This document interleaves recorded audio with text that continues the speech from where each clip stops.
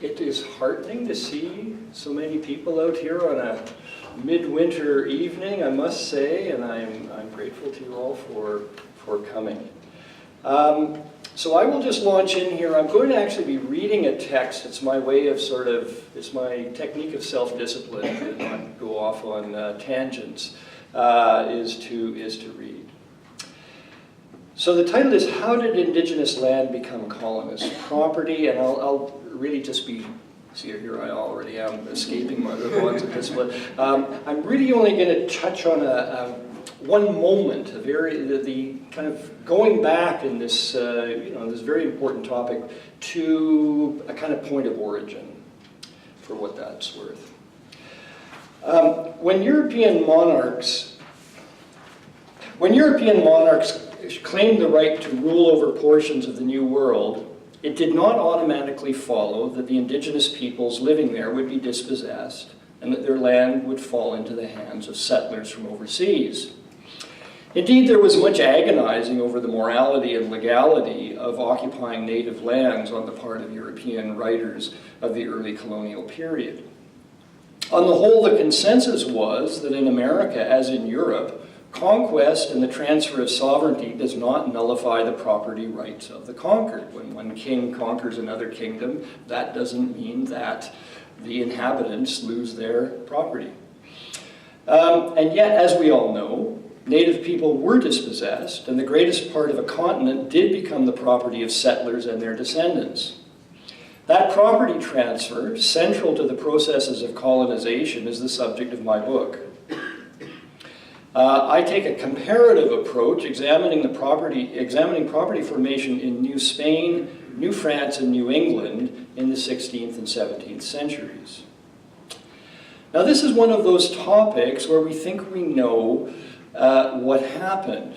Colonizers took indigenous lands, and the questions for historians are traditionally when, where, on what ideological grounds was the appropriation justified.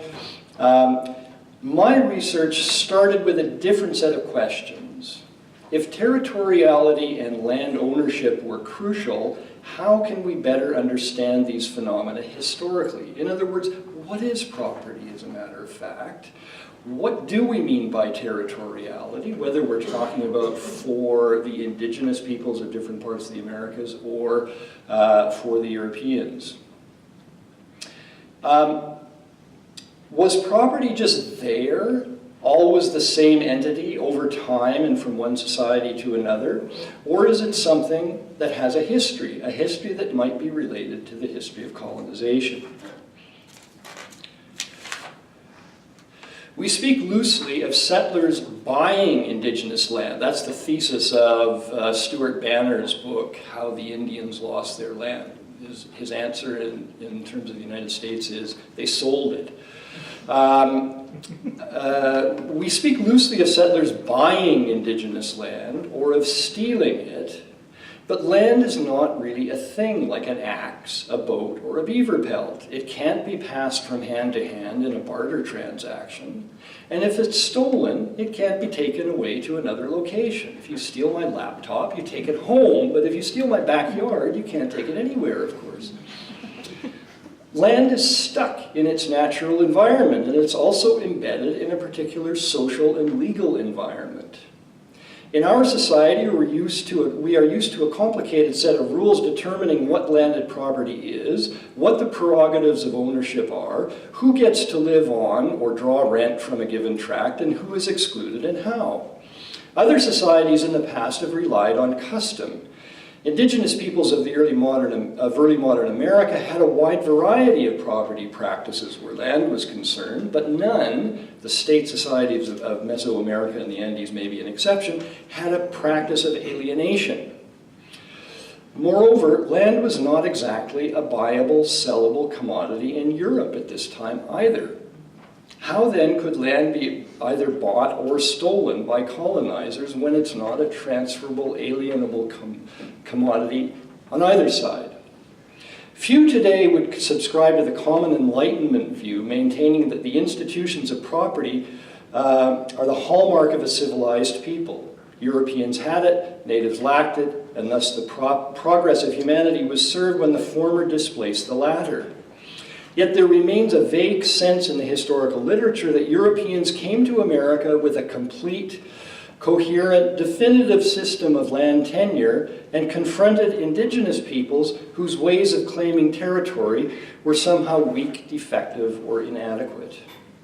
A good monograph, I'm just citing from one, a book about the Creek of southeastern USA, describes these natives as possessing only usufruct rights to their fields, not, in quotation marks, the land itself.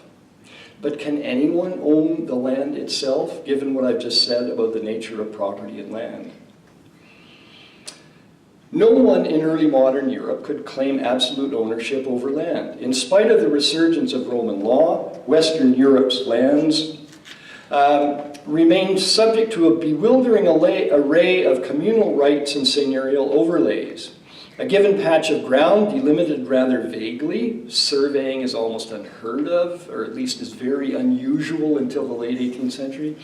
A given patch of ground might belong to one peasant to grow wheat on, but after the harvest it was open for grazing to all the livestock in the village. Meanwhile, the lord of the manor had the right to hunt there and to collect various rents and dues. Only in certain areas could one speak, and then only in highly qualified terms, of the emergence of, quote, private property, unquote, in land. The Spanish, English, and French colonizers therefore brought to North America a welter of legal concepts and cultural prejudices which they drew on as they confronted an alien environment as well as Native Americans who had their own complex concepts of land and property. Out of this confrontation emerged new American forms of tenure, American in the broad sense of the term, of course, in the various colonies, property systems that continue to evolve as settlement spread and as different classes of settlers vied for advantage. The general thrust of this development was in the direction of eliminating natives as proprietors of the land. So that's the overall thrust, but I'm stuck on the details. Property in land was not simply imported from the old world, it was invented and reinvented in the new world. The laws, customs, and practices that constitute land tenure were formed out of both indigenous and European elements.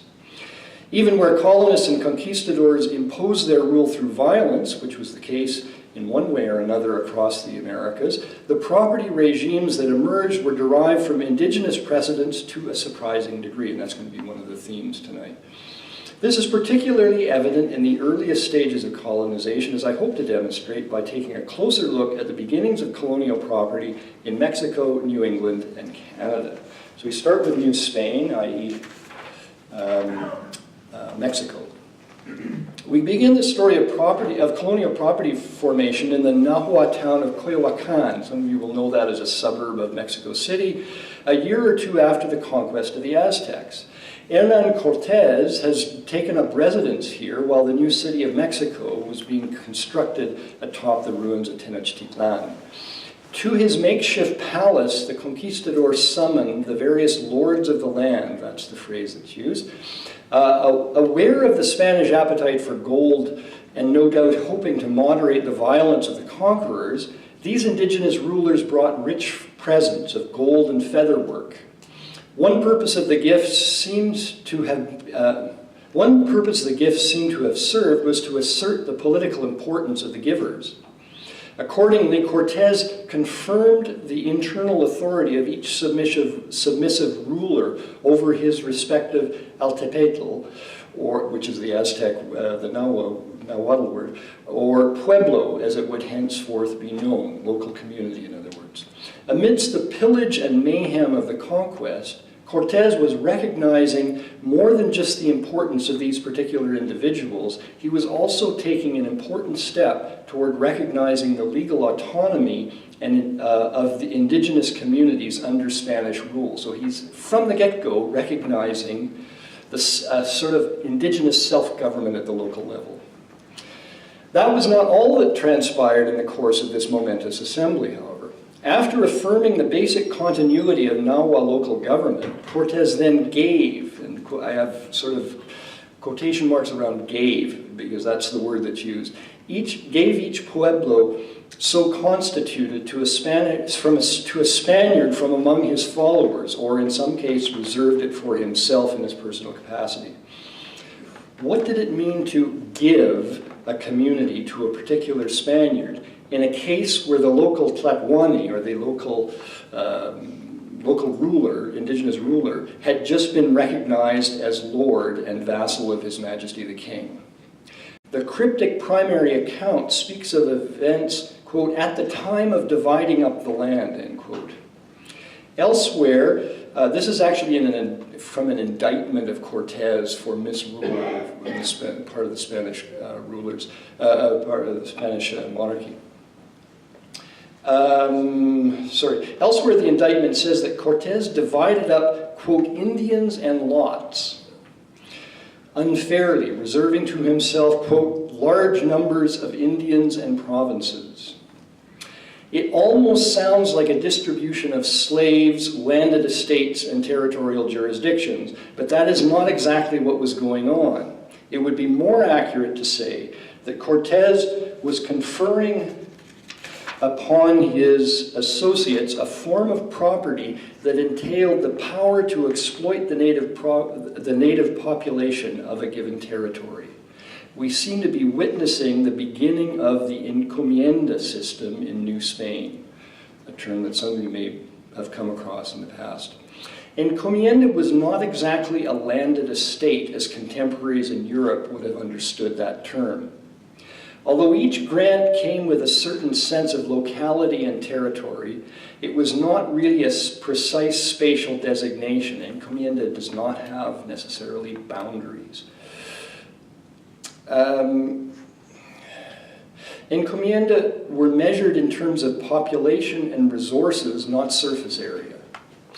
An entire community with its existing internal government and property arrangements was to be subjected to the exactions of an encomendero, that's the Spaniard that is given them.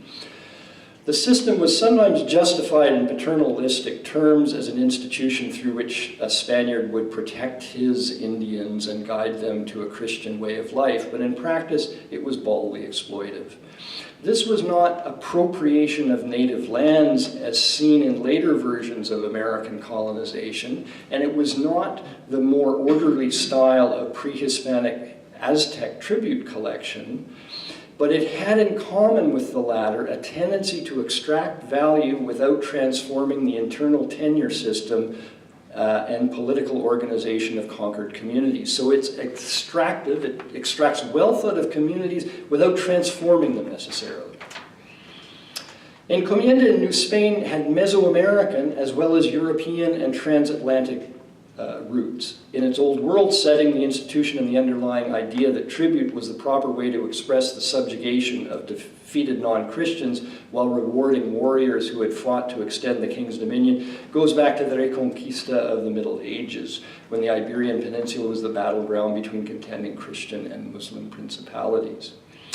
Tribute and labor service were at the core of the Mexican encomienda, an arrangement that tended in the early decades of Spanish rule to follow established Mesoamerican patterns.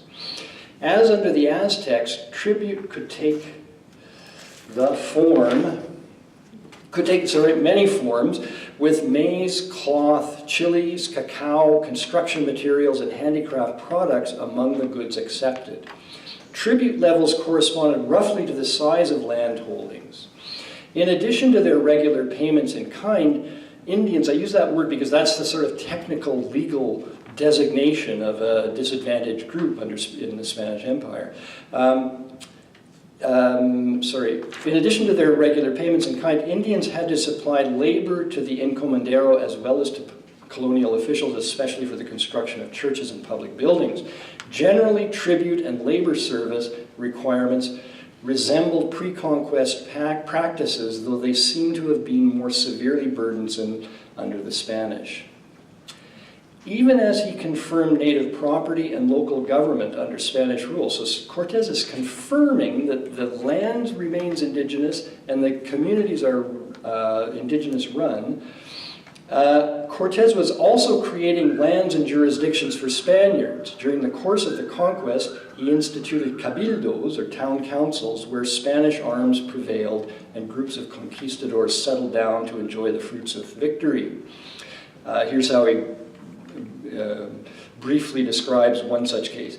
Now that this land had been pacified, he writes of one region, I chose the site which seemed best and founded there a town, to which I gave the name Sant Esteban del Puerto, and to the people who wished to remain there as settlers, in other words, to the Spaniards, I assigned those villages in your Majesty's name for their sustenance. Settler municipalities were to form a fully Spanish space, but they were located in the midst of indigenous settlements and dependent on these for supplies and for labor.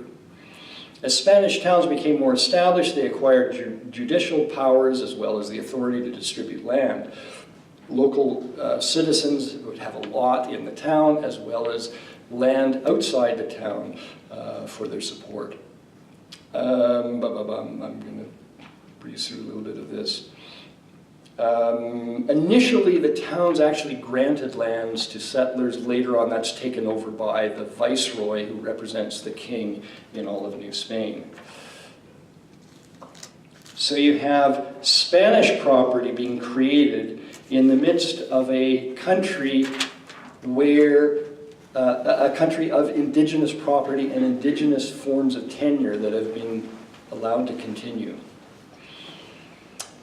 And where was the King of Spain in all this? It is important to recognize that the kings of Spain did not pretend to property rights over all newly conquered lands.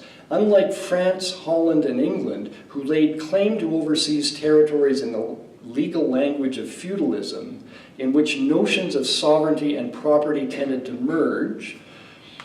So, New France, for example, is a great feudal fief, which implies both a certain kind of ownership as well as a certain version of sovereignty. The Spanish distinguished between spaces of sovereignty and spaces of property.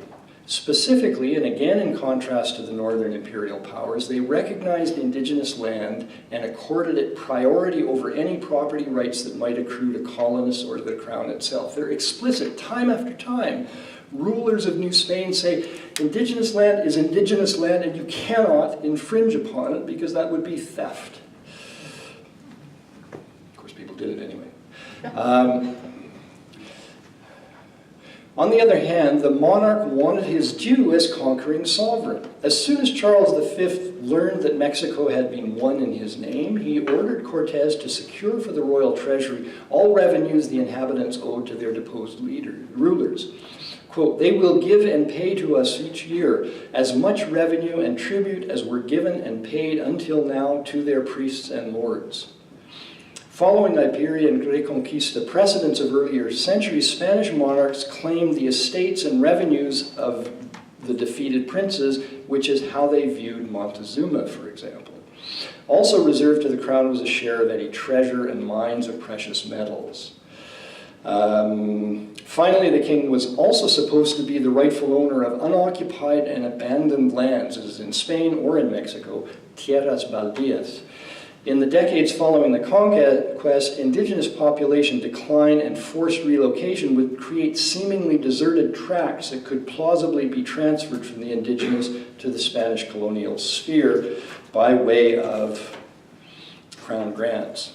In this way, the Spanish policy of recognizing and guaranteeing native lands gradually eroded. So it was more and more a matter of declaring lands to be vacant that resulted in dispossession. And yet, more than in other zones of European colonization, indigenous property, together with indigenous tenure autonomy, survived through the colonial period and down to the modern age.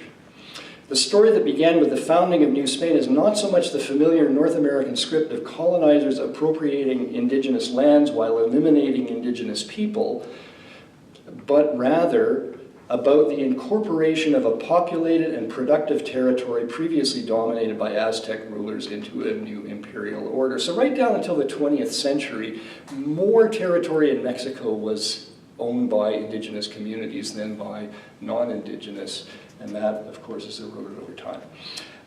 Moving along quickly now, I'm going to move the focus to New France, to an area of the world closer to us. Most of the area around Quebec City is going to be specifically what I look at. The French came to the New World with large imperial ambitions, but relatively few colonists. There would be plenty of friction and violence as missionaries, fur traders, and soldiers asserted a version of empire extending thousands of miles into the North American interior, but their demands for landed property per se were comparatively limited. By and large, French colonial settlements fit themselves into the interstitial spaces of indigenous America. That was the case in places like Illinois and Detroit and Acadia, but it was even the case for the largest colonial settlement, what the French called Canada, meaning the valley of the St. Lawrence River. The French came here to settle, you know this, but I gave this paper to an audience in Dallas, Texas, and they had to be told these things, so bear with me.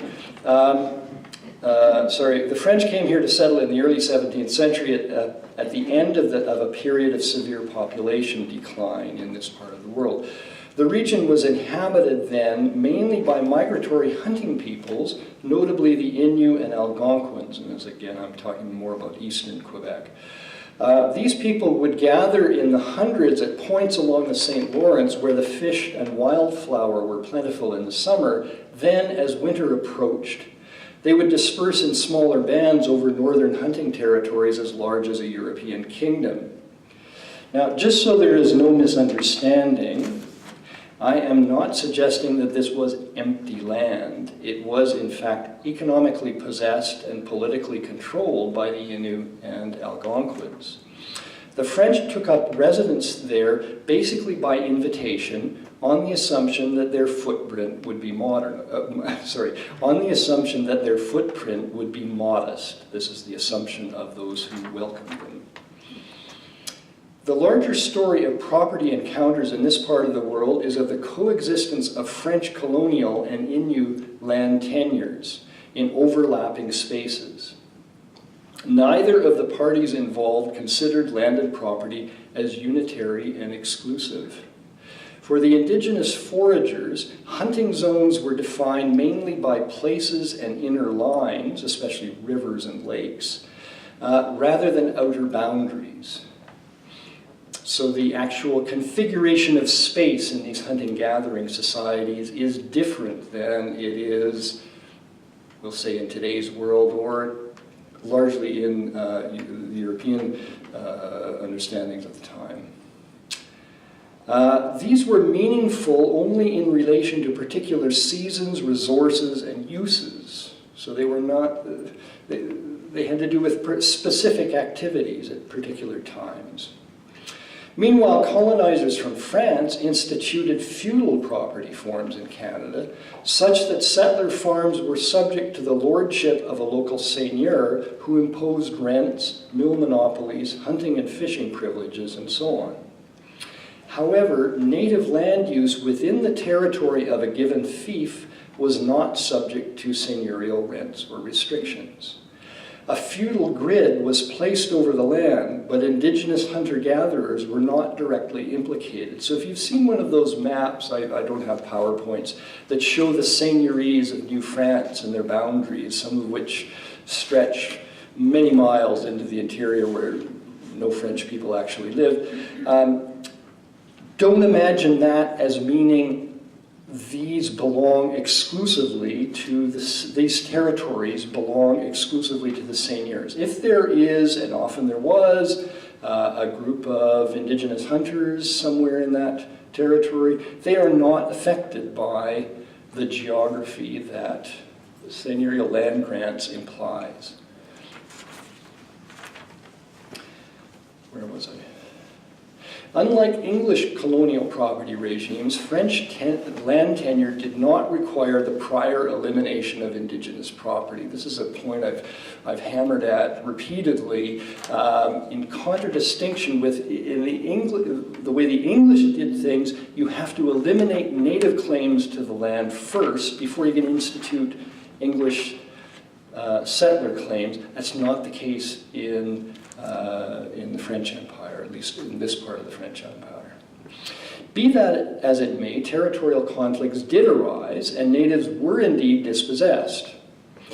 At issue in the early stages of colonization was not so much land, however, as water and water access rights. Around Quebec City, it was all about the eel fishery. I don't know why historians haven't noticed this before. It just hits you in the face when you look at the documents from, say, the 1640s.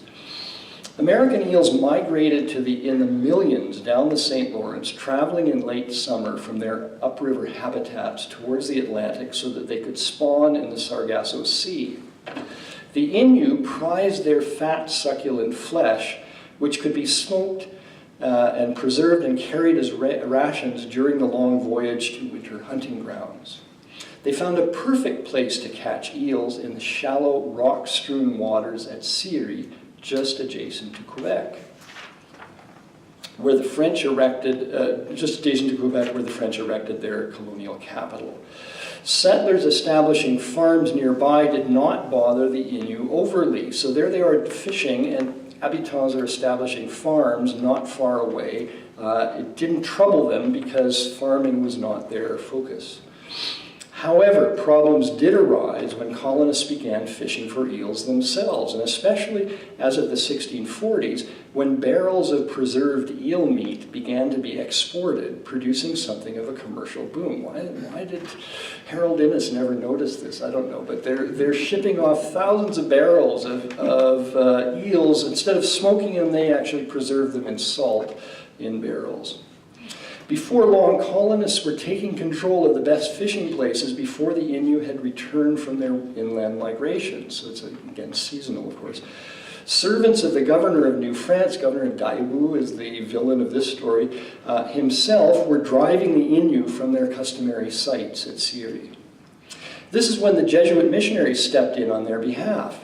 After fruitless representations to the colonial authorities, they went straight to the top and secured the support of Anne d'Autriche, the Queen Mother, then ruling in the name of her son, the child King Louis XIV. They asked for the grant of a fief, one that would encompass the Innu village, the eel fishing grounds, and adjacent settler farms. Why do they want a fief? Because fiefs usually imply fishing monopoly, fishing rights. A feudal grant to natives was unprecedented at the time, partly because the assumption was, in French as in Spanish America, that Indigenous property was primordial, its legitimacy deriving from nature and long usage. The seigneurial grant, the Jesuits noted, quote, "To all appearances, the gift of something already possessed from time immemorial is not so much a gift and genuine concession to the Indians. Instead, it is, in its practical effects, a proscription barring the French from taking that which remains to the Indians of the lands that we have usurped." So for the Jesuits and for most French authorities, the assumption was Indigenous lands are rightfully Indigenous lands. They should not be infringed upon. So this is a measure designed not to give them something that is already theirs, but rather to keep French settlers at bay. A royal decree was accordingly issued, creating the fief of Siri, bestowed upon Noel Takdaimach and the other Innu and Algonquin Christian what are called Christian captains of the place. Fishing rights, a common seigneurial privilege, were highlighted. In the deed it says, such that no French person may hunt or fish in the designated area of 1 league by 1 league. It would be the Innu who would grant farming lots to new French settlers and collect rents and other dues from them. So the Innu are the seigneurs, the French habitants are paying rent to them. The indigenous people of New France never pay seigneurial rights, dues to anyone, but in this case they actually collect them. Except, of course, there was a catch. This was all about encouraging the Innu hunters to cease their nomadic ways, convert to Christianity, and settle down under missionary guidance. It's only for the Christian Innu, after all.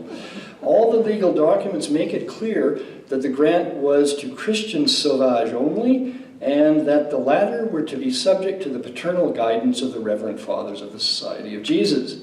The latter took charge of seigneurial emoluments at Siri. So even right from the start, it said, rents will be paid to the Innu, but the Jesuits will take care of all this financial side of things.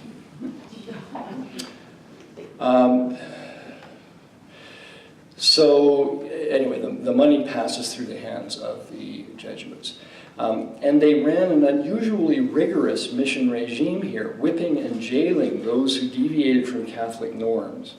In this inhospitable environment, and with disease thinning their ranks when they did try to settle in a sedentary village, survivors moved on, establishing summer quarters further north and relinquishing control of their precious fishing grounds. It's probably the same people who end up around Lac Saint-Jean that had frequented Siri earlier. The Jesuits later filled the fief with French colonists and enjoyed the use of revenues that were supposed to have gone to the, quote, Christian captains. I don't have time here for the larger story of colonial property formation in the pre-1760 period. The brief summary is that French habitants occupied more and more of the St. Lawrence Valley, but at the same time the indigenous presence was in many respects strengthened with the arrival of Abenaki and Haudenosaunee people who established substantial villages in the agricultural lands of the St. Lawrence Valley, as well as vast hunting domains in the Laurentian hinterland. That's one thing that's often not noted, is that a big part of the property of the indigenous settlements of the St. Lawrence Valley was huge domains in northern Quebec. Toward the end of the French regime, Jesuits and Sulpicians appropriated some of these village lands for the use of settlers, but the indigenous residents fought back and limited the damage. So they definitely were dispossessed to a degree, but they were not passive victims of that. They made quite good use of the court facilities, especially after the English took over, but also under the French regime as well. So now I will move to number 3, zone of colonization, New England. For my English colonial example, I'm going to look at the establishment of Providence and Rhode Island in the land of the Narragansetts around 1636. This choice has everything to do with source materials. That's what historians always do. They always look where the light is shining, where there happen to be documents. You know, there's an arbitrary quality to it, but what can we do? The central figure here was Roger Williams, and he left us with a voluminous correspondence that opens a window onto that episode in the colonization of New England. That case is not exactly typical in every respect, but it is highly illuminating for what it says about Algonquians, Puritans, and land. Now, the Narragansetts at the time were a major power in southern New England, thanks mostly to the fact that they had been spared the worst effects of the epidemic of 1616-18 that had almost wiped out, or certainly weakened, many of their rivals. So that's the Narragansetts. Now, Williams. A religious dissenter exiled from Massachusetts, Williams was also an astute colonizing entrepreneur who early recognized the richness of Narragansett lands and the value of Narragansett's friendship. The area around Narragansett Bay is actually very, very good cattle-raising country, and the Puritan settlers were always on the lookout for good grazing lands, and that's what they found there. While still a resident of Salem, Massachusetts, he had conducted trade over the course of the 1630s. He had conducted trade with them and had gone to great lengths to cultivate a close relationship with their joint sachems, Canonicus and Miantonomi. I made him, Canonicus, and his youngest brother's son. So Canonicus is the uncle, Miantonomi is the nephew, and they are joint sachems, in other words, chiefs of this nation. I made him and his younger brother's son, Miantonomi, gifts of two sorts. First, presents from Plymouth and Salem. Second, I was here their counselor and secretary in all their wars with Pequots, Moonhengans, Long Islanders, Wampanoags, he means Wampanoags, I guess. They had my person, my shallop and pinnace, and hired servants, etc., at command on all occasions, transporting 50 at a time and lodging 50 at a time at my house. I never denied them aught lawfully they desired of me. So for a long time, his relationship consists of just being a good and helpful friend to the Narragansetts. At the same time, he curried favor with Massasoit, sachem of the Wampanoags, who had an interest in the eastern shore of Narragansett Bay, and who might or might not be considered tributary to the Narragansett sachems. Two different indigenous nations, rivals, both claiming portions of Narragansett Bay. Instead of taking sides, Roger Williams cultivates relations with both parties. Boundaries in Indigenous New England were more political and diplomatic than precisely spatial, and Roger Williams seemed to understand and adapt to that reality. Quote, I had the frequent promise of Miantonomi, my kind friend, he later wrote, that it should not be land that I should want about these bounds. Not be land that I should want. I will not be lacking in land, is what it means in modern English.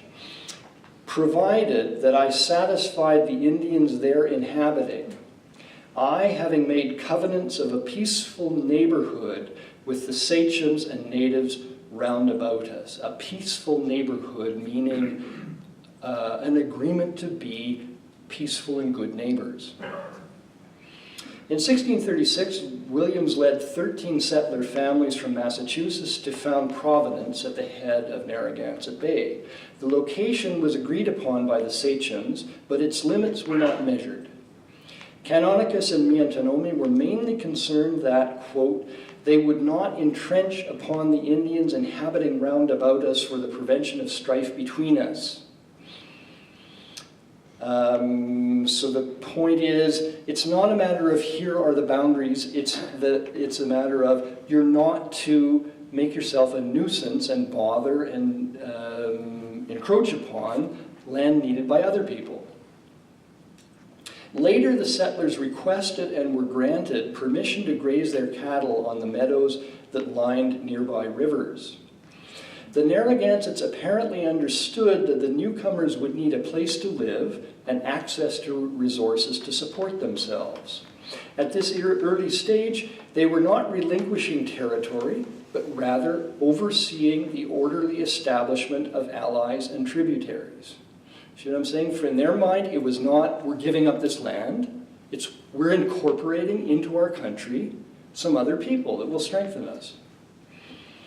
2 years after the founding of Providence, Williams drew up a one-page contract in the form of a, I have this in quotation marks, Indian deed. That's a term that is increasingly being used at this time, which he signed along with Canonicus and Miantonomi, signifying an exchange of valuable goods for land.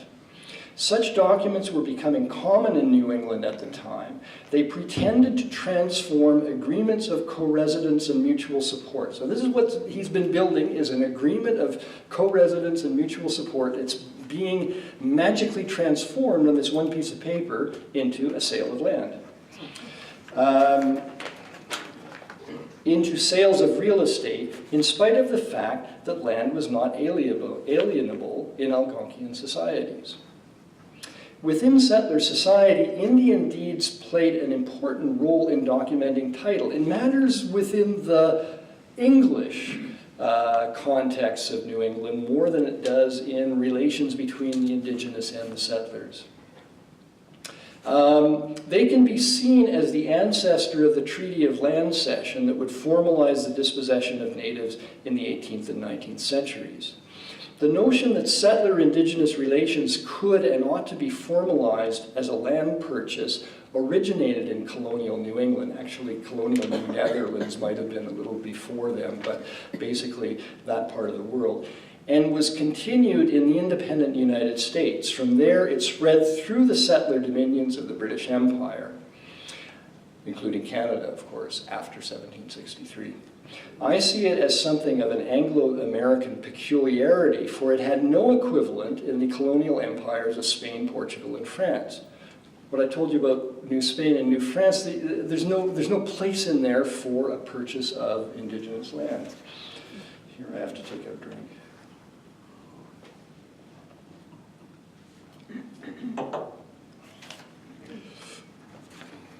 Though he joined in the Puritan trend to formalize land title through an Indian deed, Roger Williams was under no illusion as to the real nature of his transaction with the Narragansetts.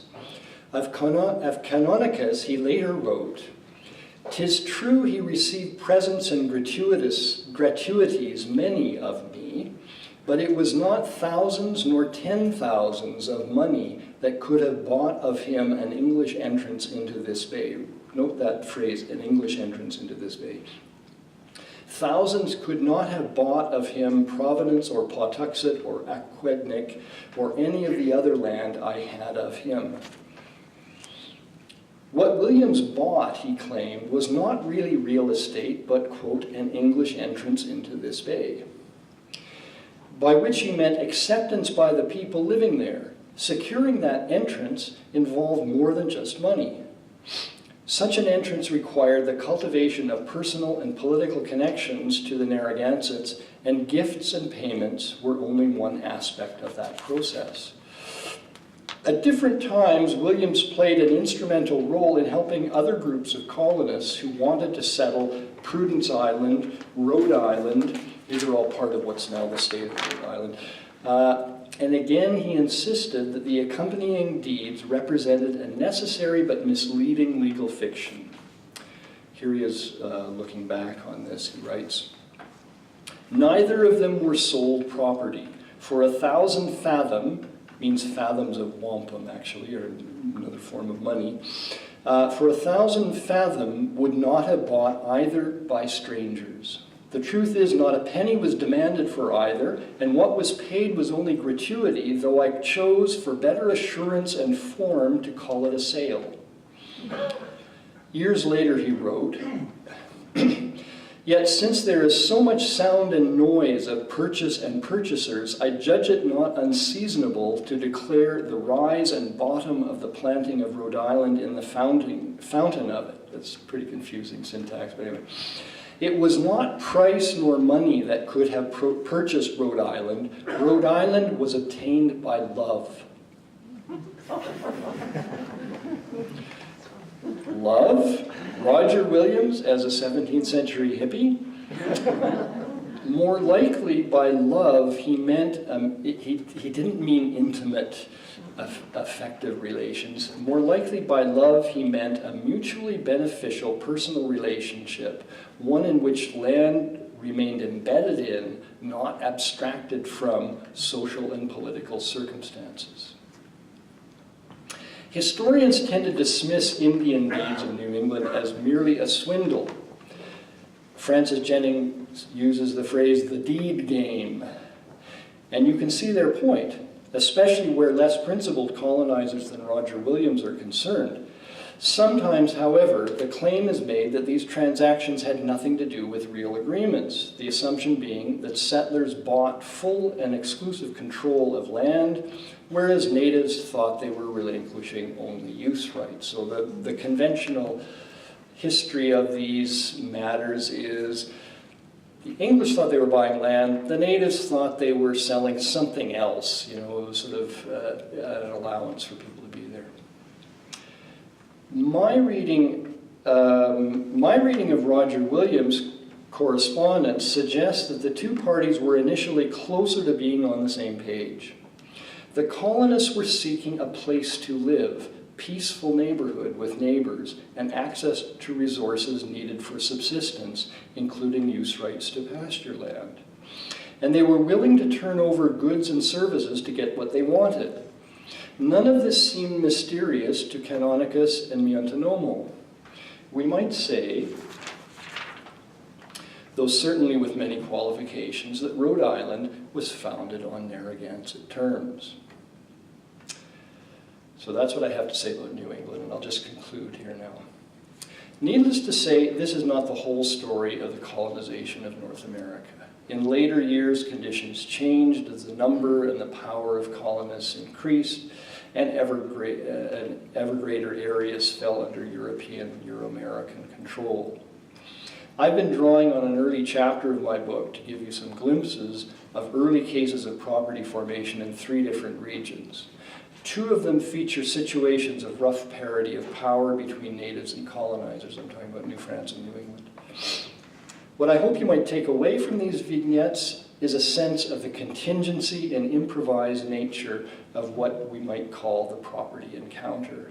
In none of these cases did Europeans appear on the American scene with a clear blueprint or formula for colonization. The property arrangements they began to work out certainly were shaped by their Spanish, French, and English backgrounds and laws. However, these intersected with various indigenous practices regarding territory, alliance, and submission. I suggest then that North American colonial tenures were shaped by indigenous as well as European forces. Thank you.